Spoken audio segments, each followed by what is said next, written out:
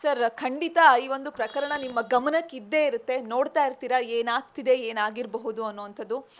ನಿಮಗೆ ಈ ವಿಷಯ ತಿಳಿದ ತಕ್ಷಣ ಏನನ್ನಿಸ್ತು ಸರ್? ಶಾಕ್ ಆಯ್ತಾ? ನಿಜವಾಗ್ಲೂ ಬಿಗ್ನಿಂಗಲ್ಲಿ ನಾನು ಬೆಳಗ್ಗೆ 10:30 ಒಂದು ಇದು ಫೇಸ್ಬುಕ್ಕಲ್ಲಿ ನೋಡಿದಾಗ ಈ ಮಧ್ಯೆ ಫೇಕ್ ಅಕೌಂಟ್ ಯಾರೋ ಏನೋ ಮಾಡಿದ್ದಾರೆ ಅಂದ್ಕೊಂಡೆ.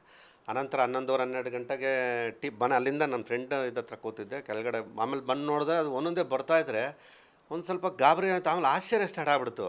ಇದೇನು ನಾವು ಯಾವುದನ್ನ ಕತೆ ಮಾಡಿಕೊಂಡು ಈ ಬಿಲ್ಡಪ್ಗೋಸ್ಕರ ಏನೋ ಮಾಡ್ತಾ ಇರ್ತೀವಲ್ಲ. ಸೊ ಅಂಥ ಟೈಮಲ್ಲಿ ನಾವು ಈ ಕತೆಗಳು ಇದು ಮಾಡಿದಾಗ ರಾತ್ರಿ ನಿದ್ದೆ ಬರೋಲ್ಲ. ನಮಗೆ ಬರೀ ಇದೇ ಓಡ್ತಾ ಇರ್ತದೆ, ಏನೋ ಬೇರೆ ಆ ಥರ ಏನೋ ಇರ್ಬೋದು. ಆ ಥರ ಒಂದು ಮಧ್ಯಾಹ್ನ ಆಗ್ತಿದ್ದಂಗೆ ಗಾಬರಿ ಜಾಸ್ತಿ ಆಗ್ತಾ ಬಂತು. ನೋಡ್ತಾ ಇದ್ದರೆ ಒಂದೊಂದು ನಿಮಿಷಕ್ಕೂ ನಮ್ಮ ಚಾನಲ್ಗಳಲ್ಲೇ ನಾವು ನೋಡಿ ಅದೆಲ್ಲ ನೋಡ್ದು. ಅದಾದಮೇಲೆ ನಾನು ಇದಕ್ಕೆ ಹೋಗಿ ಅನ್ನಪೂರ್ಣೇಶ್ವರ ನಗರದ ಹತ್ರ ಹೋದೆ. ಫಸ್ಟು ಇಲ್ಲಿದ್ರು ಕಾಮಾಕ್ಷಿ ಪಳ್ಳೆ ಇದ್ರಲ್ಲ, ಅಲ್ಲಿ ಹೋದೆ. ಏನು ಕ್ರೌಡು ಜನಗಳು, ಅಲ್ಲೇನೂ ಆಗಲಿಲ್ಲ. ಸೊ ವಾಪಸ್ ತಿರ್ಗಾ ಮನೆಗೆ ಬಂದೆ.